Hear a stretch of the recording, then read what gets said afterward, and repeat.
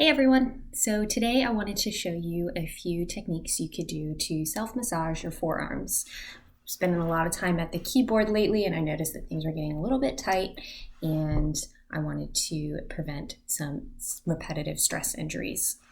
What repetitive stress injuries are when you have the same motion that's over and over and over, repetitive, and it causes stress to the tissues. And there's not enough time in between the motion that you are repeating and the time in between for the tissues to really heal. So you get things like carpal tunnel syndrome, and that's when the bones in your wrist form a little arch and there's a tunnel in between where all the tendons and some nerves go through into your hand. When we're typing, we repeat those motions over and over again, and those tissues get stressed, they get inflamed, they get a little cranky, and then they start squeezing on the tissues around them like the nerves, and that's when you can get the nerve pain from carpal tunnel. So today I just wanted to show you a few techniques that you could do to hopefully prevent, or if you are dealing with carpal tunnel, maybe make it feel a little bit better.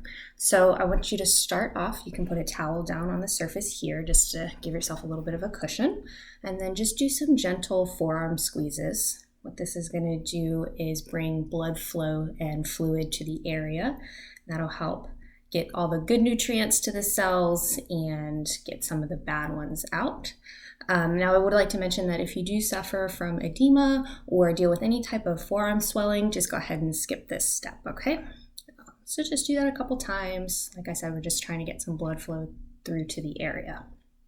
After that, what we want to do is we want to release the fascia around all of the muscles that are in our forearms that might be tight and restricting those muscles from moving well. So what you're going to do is you're just going to gently grab the skin on your forearm and hold it, and then just rotate your forearm until you feel a little bit of a sensation. It starts to feel tight.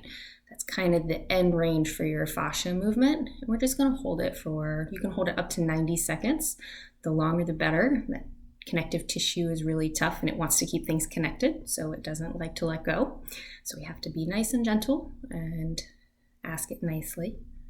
Just wait till you feel a little bit of a release, and then you can unwind, move to a new spot, and do the same thing.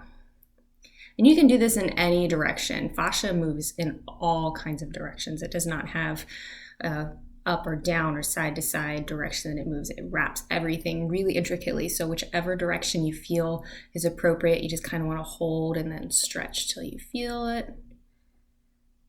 And then come back. And we're going to do the same thing on the other side. So just gently grab the fascia, the skin, because the fascia lives right underneath the skin. And then twist until you feel some restriction. And then you should feel, after about 90 seconds or so, you should start to feel it release. Obviously, I'm not holding the full 90 seconds or we'd be here all day. And then move to another section and do the same thing. So again, you can do that as many times as you like, all up and down the forearm. Sometimes that's all the forearms need, is just for some of the fascia to be released, and so that the muscles can do their jobs more appropriately. So next what we're going to do is some finger stretches.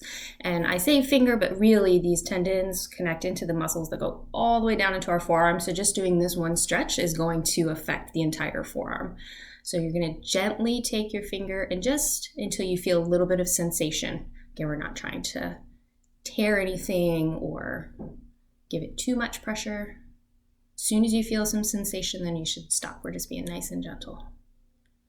And again, you can hold this one for 30 seconds, 60 seconds, whatever feels like you, till it doesn't feel that sensation anymore. That means your tissues are starting to release.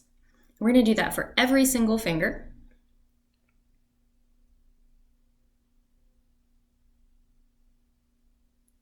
Good. Some you might need to hold a little bit longer than others.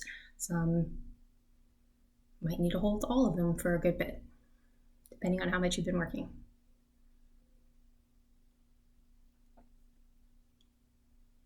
And then for the thumb, once we get to the thumb, this one's a little bit more tricky because it's a very unique joint and it is a very, can be kind of a tight area as well. So you can face your palm away from you and just gently pull it down towards your forearm. Again, very gentle.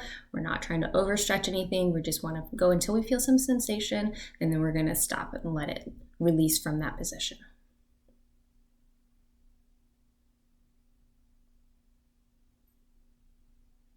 Good.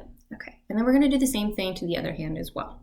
So after you do the right hand, then what you can do is you can lay one hand flat, and then we're going to take the other forearm. You can kind of move it to wherever's comfortable for you. And then you're just going to take your elbow and kind of massage gently into your hand.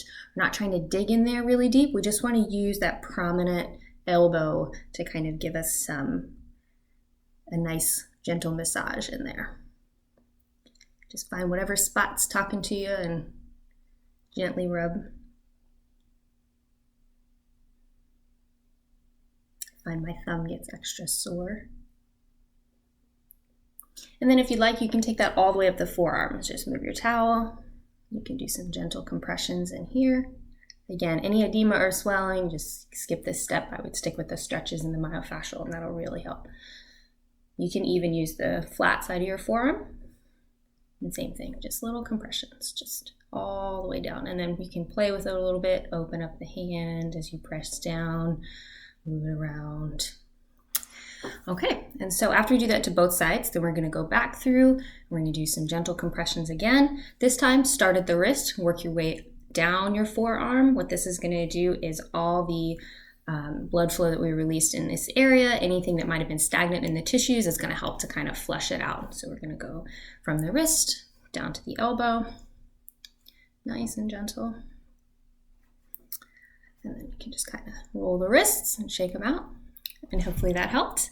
If you have any questions, please feel free to email me. My email address is elizabeth@alchemyhealingartscenter.com. I hope this was helpful. Thanks.